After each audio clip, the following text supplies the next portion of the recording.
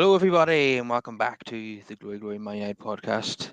I'm your host, as always, Kyle Quinn, and joining me today to preview the new 23-24 season is Jay Motty from Stretford Paddock. How's it going, Jay? Yeah, good man. Thanks for inviting me on again. Yeah, it's been a bit weird because looks like United might be getting their act together a little bit in the transfer window, which I'm not used to. I'm not used to sort of going into the new season thinking, do you know what? Actually, we're not looking too shabby. I'm not getting carried away. I still think there's some way to go, but so far it's been all right. So yeah, cautiously optimistic. I think is the right term to use. Yeah, we've brought in three signings so far, all in the space of 25 days. And now we're recouping fees and selling players for decent fees, and we'll get onto that later in the show. But for now, I'm going to get your predictions for the 23-24 season. Um, so first of all, I'm going to ask you, who do you think United's top scorer will be this coming season? United's top scorer. It's the obvious one would be Marcus Rashford. Like the kid Hojlund's coming in, but he's the great unknown in it. So I don't really want to go. Oh, yeah, it's going to be Hojlund. I think Marcus, after a 30-goal season, plus there's sort of question marks around Martial's fitness. How many games is he going to play? Anthony and Jadon Sancho hit.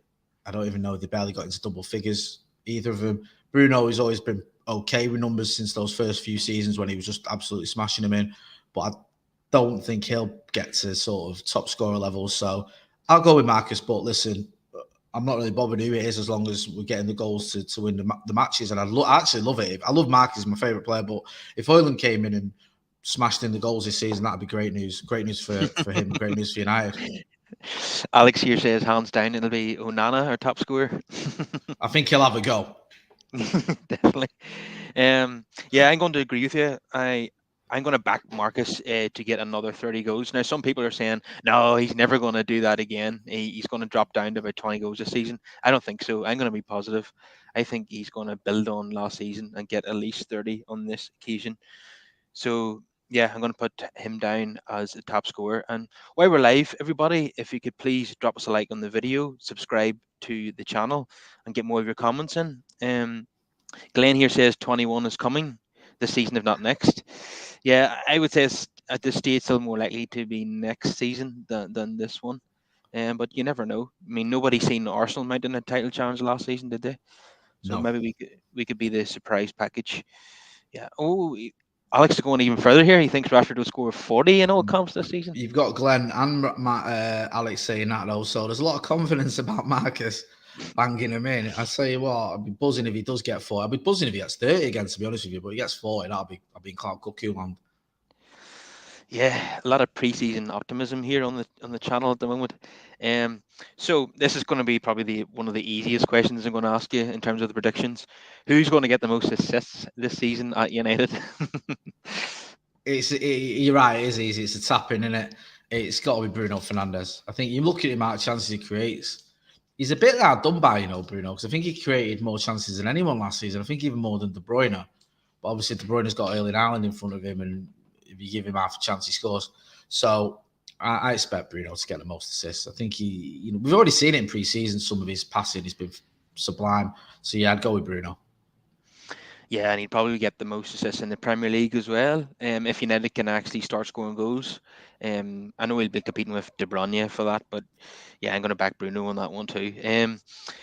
Who do you think will win the Sir Matt Busby Player of the Year award at the end of the season? Now, that's an interesting one. The Sir Matt Busby Player of the Yeah, Year award.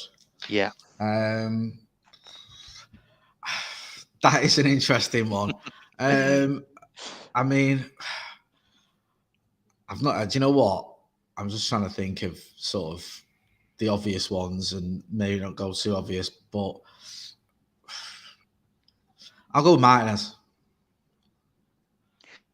Yeah, that's a really good shout. Yeah, I wouldn't be surprised. I think the only thing that ruined his chances last season of picking up that award is the injury that he Yeah. picked up in March. Um, but I have put down Garnacho to get the St. Pussy Player of the Year That's a good award? shout. That's a shout. He's an exciting player. He had a very good first season, and I think if he kicks on, there's no reason why he couldn't. And I think that'd be great if he did a 19-year-old winning it.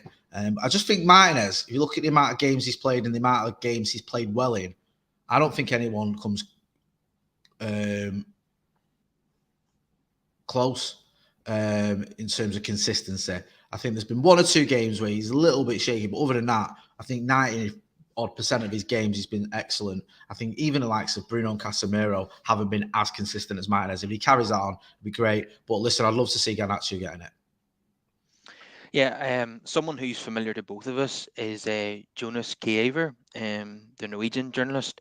He was saying on his Twitter that he thinks that this season will be Garnacho's Ronaldo season from 06-07. He thinks it's going to be the season where he explodes onto the scene and maybe gets 20 odd goals. So I certainly hope that he's right about that one. I think it was Alex here said that Luke Shaw will win the Not a bad shout. Luke Shaw's had a very good season. He seems to have matured a lot. I think Tyrone Malacia sort of giving him a bit of competition helps him. And also his performances at centre-back. You look at a derby at Old Trafford, he was absolutely phenomenal. So, listen, it's good that we've got a few contenders, to be honest with you, because it used to just be David De Gea every season, didn't it? Or everyone would just predict it'd be David De Gea. So Yeah, it'll just be a goalkeeper. I know he's not here anymore, but it was like those are sort of indicative of where we're at. Where now you could say, you know, Marcus, I think, won it last year. Luke Shaw's been mentioned. You've mentioned Garnacho, Martinez, Casemiro, Bruno. There's options there, isn't there? Where you could realistically see 7 or 8 players winning that. Yeah, and when De Gea was leaving this summer, I was looking at the statistics. I couldn't believe they'd actually only won 4 Smart Busby awards. It felt like a lot more, didn't it? It seemed to be won 5 Yeah, or that's 6. true. That's true. Yeah, I think he had that golden period, didn't he? And the trouble with that is, if your goalkeeper wins it once or twice, it's like, yeah, that's good. It's happy days. When he wins it 4 times in like 5 years, whatever it was, that's a bit embarrassing because it's kind of saying, look, you know what, no one else is stepping up to the levels they should be. And that was kind of what happened. If you look at that period when De Gea was winning it, you had players that did well, did all right. You know, Paul Pogba had some great spells. Marcus had some great spells. Martial had a great spell. I think if I'm right, Lukaku had a couple of purple patches, but there wasn't a player who you think throughout the season was consistent. And that was the issue, where you're having to look at the goalkeeper and you keep sort of going, yeah, it's the goalkeeper again. Yeah. Brian in the comments here reckons that Hojlund will surprise everyone and get 20 plus goals in all comps this season. I certainly hope he's right about that. Yeah, I think with Hojlund, we've just got to be patient. I like what Brian's saying. I kind of agree. I think that could happen. I think if it doesn't, though, or if he's struggling a little bit, the fans have just got to be patient. He's only a young kid. He's coming into. I just seen what Swayze user says there. He's coming into the Premier League for the first time, and he's coming from a club, Atlanta. Sorry, they're a decent sized club. They're nowhere near the size of Manchester United. He's coming into a United side where the club is massive. There's a lot of expectation on him, and he's coming into a Premier League he's never played in before. So when you look at all those circumstances, I think we've just got to be patient with the kid. Yeah, absolutely agree. If he got 15, I'd be happy. If he got 20, I'd be elated in his first season. Moleman here 82 is asking where my accent is from. No, I'm not from Belfast. I'm from Armagh. I'm sure you know what that is. Okay, yeah. Robert here mentions Pavard to Leverkusen for 9 million. Yeah, we talk about that in a wee bit. Yeah, just lots of comments here. Glenn says Garnacho Young Player of the Year. I think that's almost a cert, isn't it? That he'll get that award. I don't know. No. I don't think it is a cert because if Kobe Mainu recovers from his injury, don't count him out because this is a kid who Eric Ten Hag obviously likes. He got some minutes last season, leapfrogged the likes of Charlie Savage and Zidane Iqbal, who had a very good pre-season, was phenomenal against Arsenal. Very unlucky to get that injury early doors against Real Madrid. And you can see the maturity in the kid because let's not forget, he's a couple of years younger, I think, than some of his peers. He's a little bit younger than Garnacho and some of the other players that you've seen on the tour. and he's sort of leapfrogged over them. Well, not Garnacho, but leapfrogged over some of the players. Also, I think he won the FAU Cup, he again was younger. He was like 16, 17 during that campaign, where everyone else was 18. So Garnacho is the likely one, but wouldn't shock me if Mainu was in that conversation. Yeah, I think you're right. It's very unfortunate that he was knocked back with that injury. For him to start in that, he did really well against Arsenal, as you know, you were there, and he Yeah. did. He was due to start the game, or he did start the game against Real Madrid, and he was starting with 10 first teamers in that game. So it's a hell of a compliment from the manager to play him in that game against Real Madrid. But Yeah. unfortunately it didn't work out for him, but he will get his chance again when he recovers from injury. And I think you're right in what you're saying. He is certainly a contender for the player of the season award. If we brought back the manager's player of the season award like we had on Mourinho when he gave it to McTominay, I certainly think Kobe Manu would get it at the end of the season. That's for sure. So before we get into more of the comments, I'm just going to get on to the final two predictions for the season, and that is the surprise of the season. Now, I put down Aaron Wan-Bissaka. I think he improved.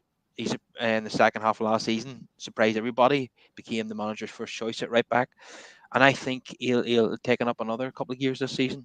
So, yeah, that's my prediction. What do you think, Jay? No, I like prediction. I think that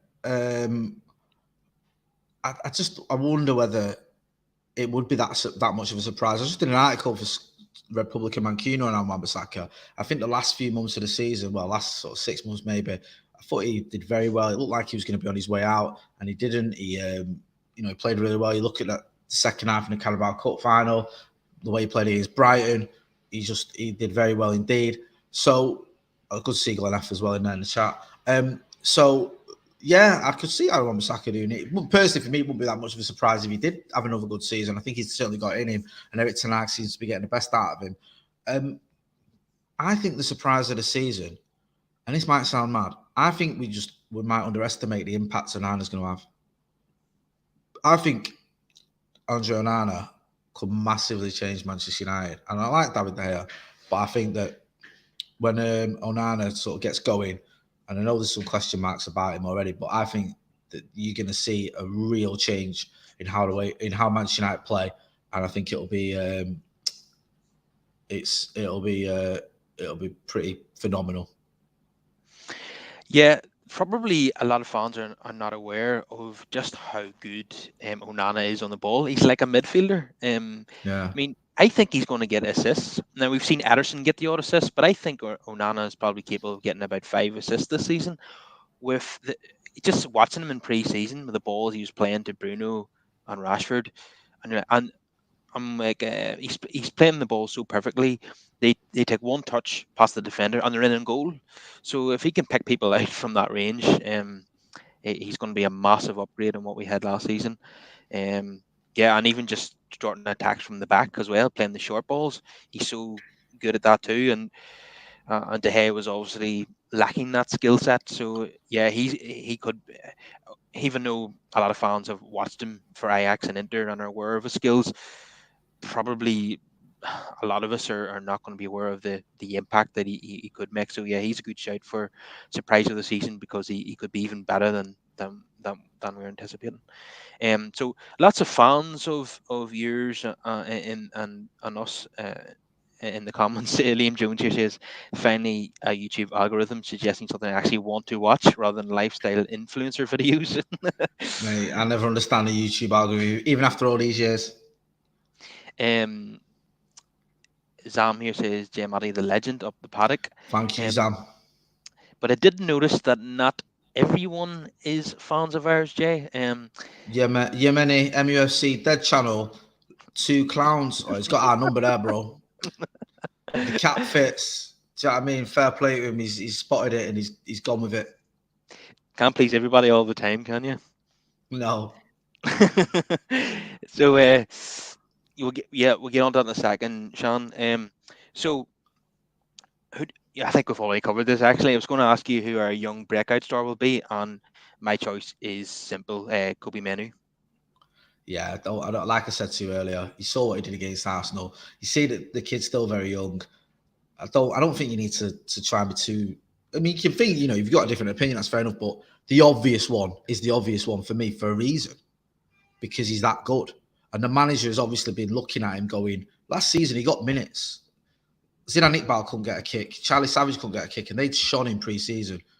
And Kobbie Mainoo did get a little bit of a tickle there. So I would say, yeah, Kobbie Mainoo, love the kid, love the confidence, love the ability he's got on the ball, the maturity he shows as well. We saw how he pocketed Declan Rice in the game against Arsenal. That's not easy, and he made it look easy. So yeah, I'll go with Mainoo. Yeah, that's the simple choice. So I'm going to ask you a really difficult question again. Where do you think United will finish this season in the Premier League? Well, we've just done a prediction on Paddock, and I had United finishing third. I think it's going to be not difficult, but I think you can even improve and still finish third, which you might look at, well, God, that's not improving, Jay. We finished third last season. But I think if we win another trophy, perhaps, dare I say, a bigger one in the Carabao Cup, and finish third. And also, it's how you finish third. If you sort of comfortably third all season, or you're not that far off the top, then it's a little bit different than the way we did it last season, where even going into those last few games, we weren't secure top four. Do you remember? We lost to Brighton, we lost to West Ham, and we had to win 3 of the last 4 games to secure top 4. I mean, we did it, but we left it very late. So I think we'll be a little bit earlier this year. I just feel that there's a few teams that have strengthened as well.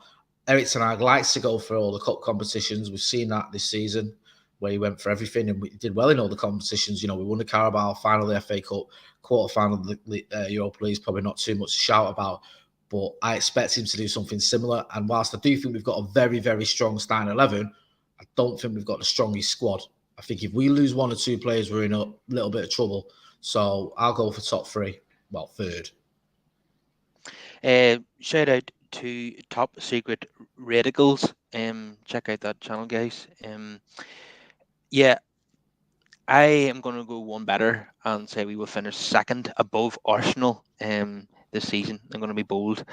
I think this squad is starting to look more like a Ten Hag squad, and a lot of the players who don't fit into his philosophy are being moved on. So I think that will improve us alone.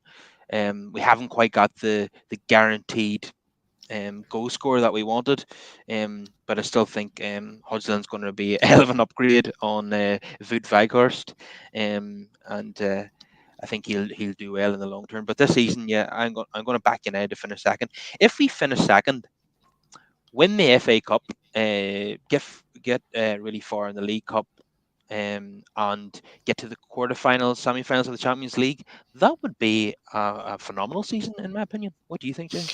Yeah, I mean, I'm interested in the Champions League. I think we could do a little bit of damage in that competition. Probably eat my words, but I think if you get a decent group and if you get out of the groups, and there's lots of ifs and buts, but if the main players stay fit, I think we can go toe to toe with anyone.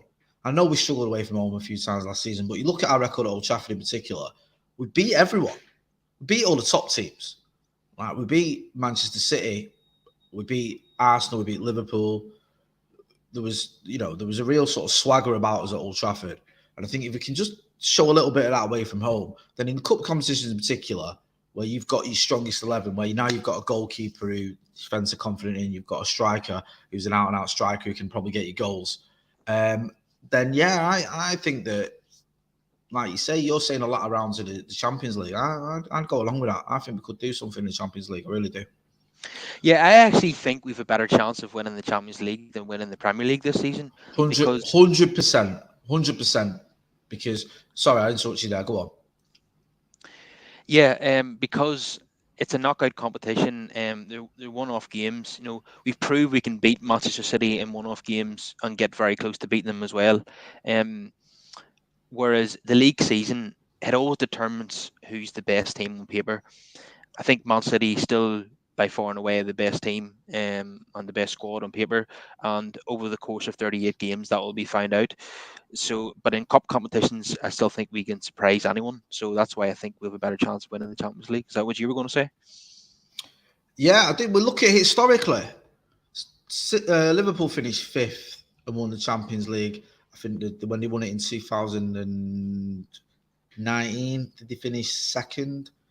Chelsea finished sixth, I think, twice, I think, when they won it. When he won it in 2012, I think they finished sixth. When he won it again in 2021 or whenever it was under Thomas Tuchel, I think they finished fifth or sixth again. It can happen. You can have a team that is not even the strongest in their league who wins the Champions League. Spurs got to the final and they were mid-table. So it's doable. Like you say, if you can keep certain players fit, if you've got a strong enough 11, which I think Manchester United have, then it is easier to win however many games it is to win the Champions League, 12 or whatever, than it is to win the 30 or, to do well in 38 games over the course of a season. So, yeah, I think whilst obviously there's a reason United have only won 3 Champions Leagues or a European Cup and 2 Champions Leagues and 20 titles, it's not like it's a tapping to win a European Cup or a Champions League. But I do feel that this team, if it stays fit, has a very strong chance of doing something in the Champions League. Yeah, I think so. And Ten Hag has proved already as a manager that he can get very far in the Champions League, and with less resources. Um, he was a kick of the ball away from taking Ajax to the final, as everyone remembers, in 2019. That And really annoyed me, that, because I to this day, and I will die on this hill, I think they do Liverpool in that final, Ajax. I think the way the Ajax team was playing that season, the confidence they had, the ability they had, I think Spurs, as soon as it got to that final, it was like, I've never seen a team do anything like it. It was like they felt they'd made it getting to that final. They were like, this is it. First Champions League final in our history. We've made it. The fans were saying that. The manager was crying after the semi-final. All the sort of, noise was, it don't matter what happens in a final now. We've done it. Harry Kane wasn't fit, and they needed him to be fit, and the manager wouldn't dare drop him. So it just stunk, that final. And you watch it, it was terrible. Liverpool were terrible, but they won it comfortably because Spurs just didn't turn up. And I think Ajax would have turned up and would have won that one. So, yeah, it's a shame that Lucas Moura did what he did. But, listen, who knows what would have happened had they won the Champions League? Maybe, there's a different scenario where it's an Hojlund end up at Manchester United. he must be the only player in history to score a hat trick in a semi-final and not start the final, and that was mind-boggling from Yeah, Pochettino. it was. This is what I mean. I think Pochettino maybe felt his hands were tied a little bit with the Kane situation, but I think he brought more on than he with 20 minutes ago, whatever it was. I can't remember, but he should have started, really. Yeah, and I agree with you that Ajax probably would have had a better chance of beating Liverpool in that final than Tottenham. I fancy Liverpool to beat Tottenham, even though obviously didn't want it to happen. But I would have fancied Ajax in that final. Yeah, that's the way I felt at the time as well. Brandon agrees with me that United will finish second this season. And I want to come on to what Alex is saying here. He thinks that Hannibal could be the surprise of the season. He says he was great in pre-season, but Manu all day was crazy watching him in New Jersey versus what he was doing last season, night and day. I think Alex's picture there is from the tailgate we had in New Jersey. I can see now with Ronaldo Brown and Stephen Howson. So big up, Alex. Great to see you guys over there. I love Hannibal. He's a live wire. He's a character. He wants the ball all the time. He draws so many fouls, but he's a little bit too crazy at times. He needs to temper his temper. He needs to sort of calm it down a little bit. He can get involved in some of the stupidness that he doesn't need to get involved in. And we saw it with Ten Hag, with Omari Forson, I think it was, in the Dortmund game, where he hooked him in the first half and had a word with him and said, look, don't be getting involved in this nonsense. Because I think the Dortmund players were winding him up and he was reacting and he looked like he was, he could have got a red. We saw it happen to Dan Gore in the game against Wrexham. So I think for Hannibal, he's just got to be mindful. We loved it at Anfield where he's running around kicking everyone, but he can't be acting like that in the Premier League. He still shows that little bit of immaturity. And I think that's the difference between him and Kobbie Mainoo. Is he's played a lot more football than Kobbie Mainoo, but Kobbie Mainoo shows that maturity. He plays like someone who's been around for 10 years. Hannibal still plays a little bit like a kid at times, getting involved in stupidness, reacting to things, arguing with the ref, waving imaginary cards about. I saw him get sent off for the under-23s because he got booked twice for waving fake cards around, which I've never even seen before. So I think with Hannibal, the talent is there, the confidence is there, the swagger is there, everything is there. He just needs to watch himself a little bit because he is going to get himself in trouble if he takes that sort of immaturity into the Premier League and reacts all the time. He needs to stop all that. Yeah, totally agree with you. And I think on the basis of pre-season that Hannibal and Palestri have done enough to be part of the 25-man squad this season. Would you go along with that, Jay? Yeah, I think I like Palestra. I like the kid. I think he's a player that I think he's more likely to go on the outside as a winger than some of his colleagues. They all can do it. We've seen all the wingers we've got go on the outside and whip a ball in, but a lot of them, the main priority is getting on the inside, having a shot. That is like Garnacho's MO, Rashford's MO if he's on a wing. Sancho likes to do that. Even Diallo was doing it at Sunderland. I think Palestri can do that and will do that, but a lot of the time as well, he will go on your outside and try and whip something in. If you've got Hojlund in there and he's like, who's going to cross the ball to me?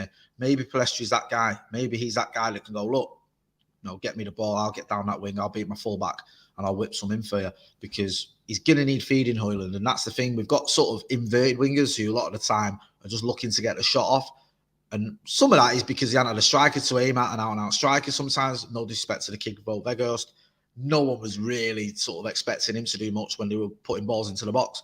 Now you've got a kid who's young, who can score goals, who wants to score goals for Manchester United, especially in his first season, but he needs that service. And I'm hoping that maybe Palestri might fit the bill. You go, look, there's a lad who has that in his locker, so let's give him a few chances. I don't expect him to start every game, but you might have a point. He might feature a little bit more this season than he did last season. Yeah, yeah, that's a really good point. He is an out-and-out winger, a traditional winger, and we need that. We need that at times, especially when we're for chasing games. We need a goal, and Hojlund needs more service. We can bring Palestri on with 20 minutes to go, and that would be a great option to have. Every time he made an appearance last season, he impressed me. And he created chances. So yeah, I wouldn't be loaning him out. I'd be keeping him as part of the squad because I think he's a really good asset to have. Um, the Monsecutioner says Ralph Rangnick said we needed 8 or 9 new players. I think he said 10, didn't he? But surely Ten Hag has achieved that. Any thoughts around that? Yeah, he said we needed open heart surgery. Do you think that open heart surgery is now being performed, Jay? Pretty much. I think if you look at what Rangnick was saying, and listen, Rangnick stated a lot of obvious things. Like he said, I wanted a striker, I wanted Alvarez, I wanted Vlahovic, I wanted Haaland or whatever. Which, of course you did. He wouldn't. And also when he said we need probably 9 or 10 players, some people may have looked at that and think it was excessive. But you look at the standard in that team at the time, it was obvious we needed a lot of players to come in. Now, what we've seen with Eric Ten Hag, and I said this last summer, he was never going to bring in 8 players in one window, 8 first-team players. You don't do that. You don't replace 80% or 75% or whatever it is of your team. You just don't. So what he did was he made some decisions. He stuck with his goalkeeper. He said, right, Martinez, who we knew from Ajax, bringing him in. Anthony, who knew from Ajax, bringing him in. He knew he needed a midfielder. He brought in one of the best midfielders in the world in Casemiro. And then, obviously, Malacia was a bit of a backup, and Eriksen, a free transfer, a no-brainer. If you can get Christian Eriksen on a free, get him. But what surprised me is probably the fact that the likes of Eriksen, for example, started almost every game when he was fit. I wasn't sure that was going to happen.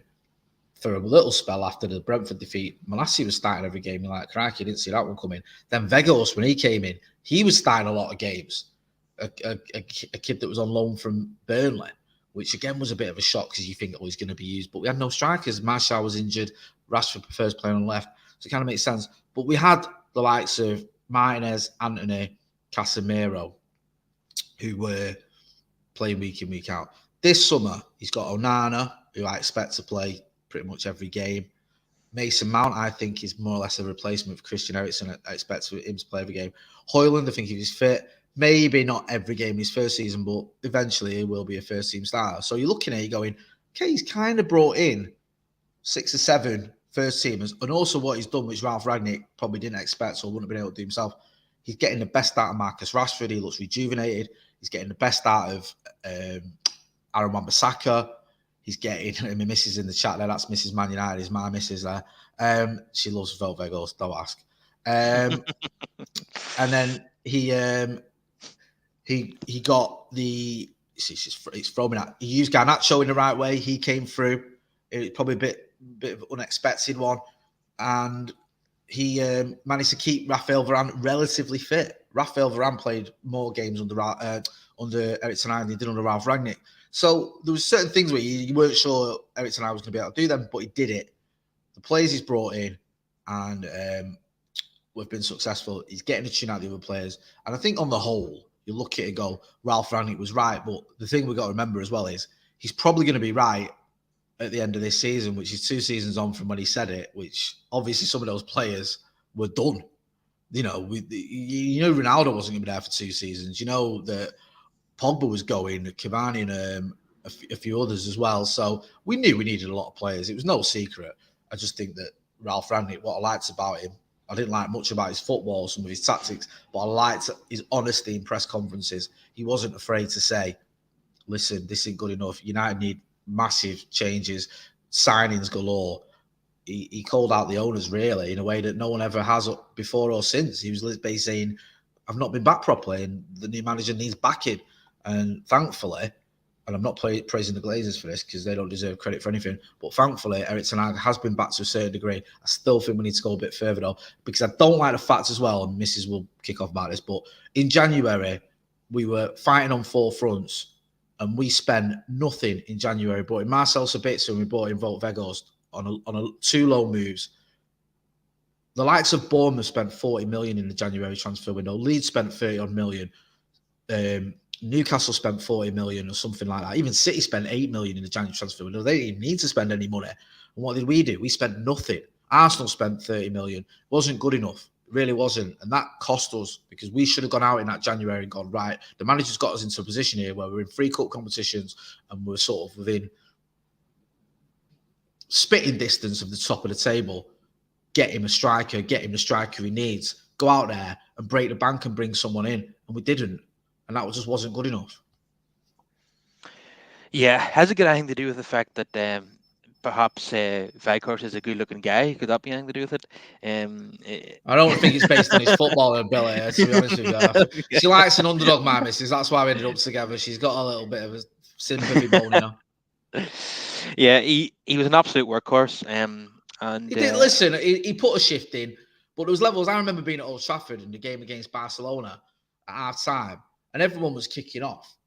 Weghorst, he's done this, he's done that. He's not good enough. I remember saying to the lads who I got the game with, we've got a kid who's on loan from Burnley. Did you think he was going to come here and destroy Barcelona? No.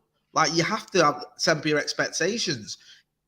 The striker that can't get in the team in Burnley, for Burnley, isn't going to come to Old Trafford and bang in 20 goals. He was never going to do that. And that was part of the issue. I think he did the best as he could. And Erik ten Hag used him to the best of his ability, but we need a striker who can bang in goals. We needed a striker at that time who could bang in goals because you had Martial who was just constantly injured, and we were over-reliant on Marcus Rashford, who for me isn't an out-and-out striker. So, Weghorst did the best he could, but two goals in 30 appearances or whatever, none in the Premier League. It tells its own story. Yeah, you're absolutely right. That's exactly what I was saying last season as well. The investment or lack of investment in January was an absolute joke. Moleman82 here is he suggested the possibility of Sancho and Mount playing as 2 number 8s at home versus the lesser sides to break down the lines and dribble between small groups. Also tight, neat passes. They both suit. We have a lot of options.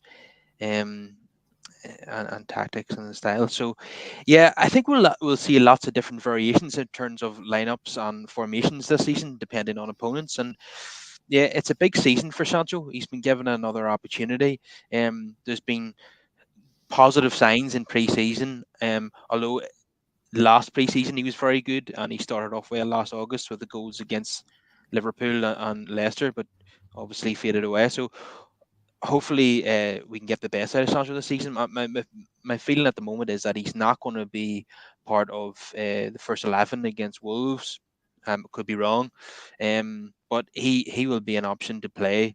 And it looks like he's going to be like a utility man, a squad player, that can fill in certain positions, and whenever there's injuries, suspensions, or there's certain games where his guile might be needed.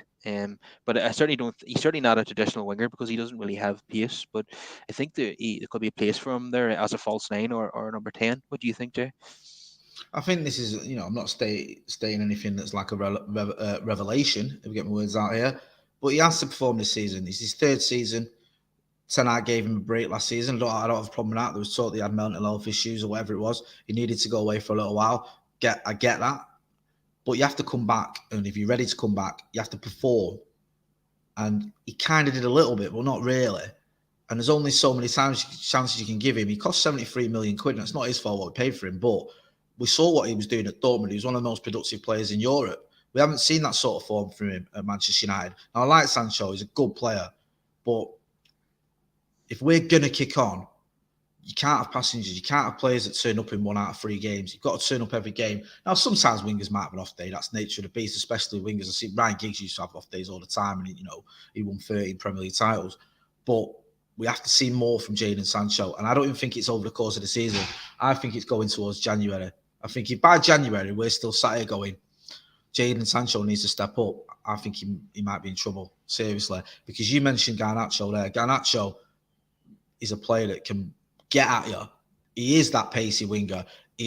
Has got goals in him. He does tear out defences. You also mentioned Facundo Palestra as someone you think is going to play a lot of games this season and someone who can get involved. And I said he was someone who can maybe link up with Hojlund. Don't forget as well, if Hojlund starts, what's Marcus doing? He ain't getting dropped. He's playing. So there's the opportunities are limited. And someone there in the chat, sorry, I forget who it was, saying maybe could play Jadon Sancho as an 8. Maybe you can play him as a false 9. Maybe you can play as a 10 or whatever. Yeah, maybe you can. But you've also got Mason Mount, you've got Bruno Fernandes, and you've got Casemiro. How many of them aren't playing? How many of them are missing games? Not many. I don't think Mason Mount's coming here to sit on the bench. Casemiro's never getting drops, and I know he's a 6 anyway. And Bruno Fernandes is never getting drops. He's your captain.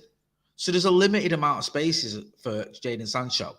And there's people, top draw players, who can fill those spaces. So if Palestra kicks on, if Garnacho carries on what he's doing, if Marcus Rashford is put back on the left-hand side, and if Mason Mount is starting as many games as I expect him to, then Jadon Sancho is going to have to fight for his place. And I think if he's, if he's sort of sitting here and we're going in January going, Jadon Sancho needs to step up, then I think it might be, his United career might be in trouble. But, however, just one final thing on this. We've seen little glimpses again in pre-season. We saw it against Arsenal. I'm not giving up on him yet. He just needs to have a good start to the season. We saw it with Marcus last season. I said the same thing last summer about Marcus. He had a stink under Ralph Rangnick. I love Marcus Rashford. He needs to start performing from the off under this new manager because the new manager ain't going to give him forever. And it's the same with Jadon Sancho. He needs to have a good start to the season because we're sat here in January going, Jory's still out on Jadon Sancho. When are we going to see the player we saw at Dortmund? I think he'll be out the door. Yeah, any opportunity that Sancho gets this season, he has to take it with both hands, or he is going to be out the door next summer. I think that's a certainty. So just want to move on a wee bit now to the latest transfer news. Now, West Ham have agreed in principle a £30 million deal for Harry Maguire. A lot of United fans will be happy about that. I think it suits all parties. I think it's getting a bit toxic now with the constant booing of Maguire in America, Ireland, in England. He's been stripped of the captaincy. He's not on the team anymore. He's 5th choice. He's clearly finding it very tough. So I think a new club will suit him. He obviously, West Ham have a big association with England. Maguire's an England legend. So I think the fans down there will love him. So I think it suits all parties. And David Moyes' style of football will probably suit him as well. So I think it's a good move. What do you think? West Ham have a big association with England because they're not stopped banging on about 1966 and acting like Nobby Stiles and Bobby Charlton and Gordon Banks didn't exist. And, any of the other players you want to list that played a big part in England winning the World Cup, the way they go on, it's like, we won the World Cup with our 3 players that, did well in that tournament. And then since then, it's like, okay, yeah, what have West Ham players been doing for England? Not much. Listen, I feel for Maguire. I feel for any player that gets booed. I don't like that. I don't care how badly he's playing for Manchester United. He shouldn't be getting booed by his own fans. I was there in Perth last summer when he was getting booed. I saw it in Houston. I was there when it happened. I was there as well when it happened in Vegas. Not nice. I called it out on Stretford Paddock the other day. Best for all concerned, he moves on. Some people saying, 30 million. We paid 80 for him. But that's the way transfers work. We've paid 80 million for him, but we've had 4 seasons out of him. That's how they'll look at the club and they'll go, you're paying for those seasons. You're paying that fee for those seasons. Now, we did overpay for him. He was never worth 80 million. I think everyone said that at the time. And he's fallen off a cliff. But he goes there. He'll keep his England place, I think, because Gareth Southgate loves him. I think he'll do a very good job for West Ham. I think he'll go into that team straight away and be their best defender. And I think it'll, like you say, I think you nailed it. I think he'll suit David Moyes' style of play. And with Harry Maguire, I wish him well. He had a couple of good seasons and a couple of stinkers, if we're being honest. Yeah, and I also think that Southerners support the England team more passionately than Northerners. So I think a lot of West Ham fans would be England fans as well. I know up in Manchester, not everybody is passionate about the England national team. No, it's England's. It's sort of had a funny relationship with United and England.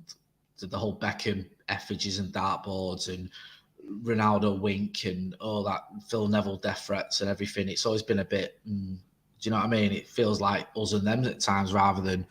And I'm English, and I if England gets to a tournament, I'm not a massive on friendlies and qualifiers, but if England gets to a tournament, I want them to win it. But it's just difficult, especially you saw it in the Euros. Marcus Rashford, Jadon Sancho getting dogs abuse because they missed penalties. I mean, yeah, England's a bit of a funny one. I'd rather United win another Carabao Cup than England win the Euros.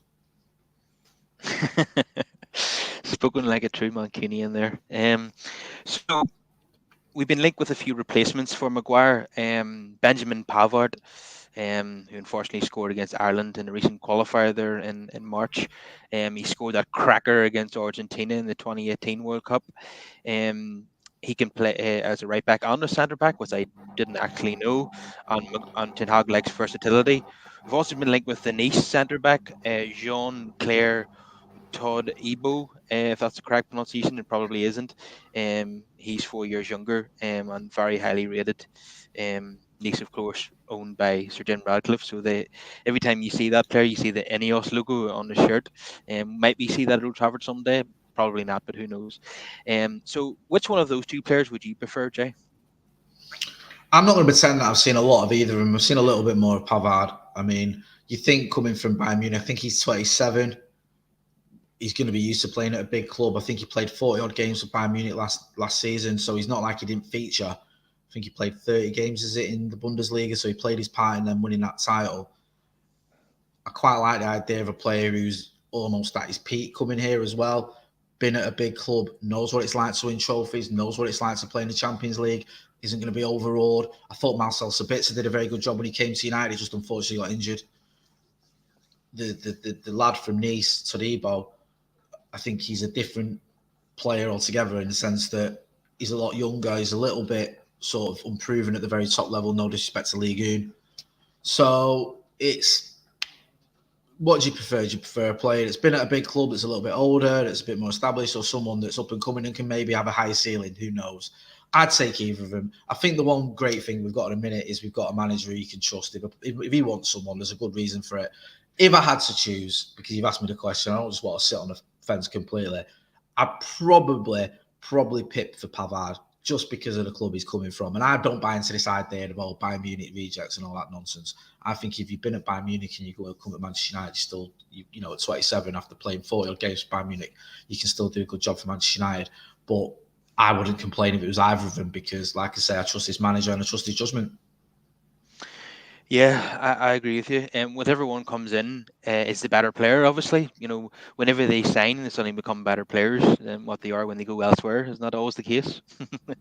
Yeah, exactly. Yeah. So we wrap it up there. If everyone could please smash a like on the video, subscribe to the channel, get more of your comments in down below. And I shall see you again then, Jay. Yeah, thanks for having us on. Big thank you. And look forward to chatting to you again during the season, bro. Take care. Yeah, absolutely. See you later.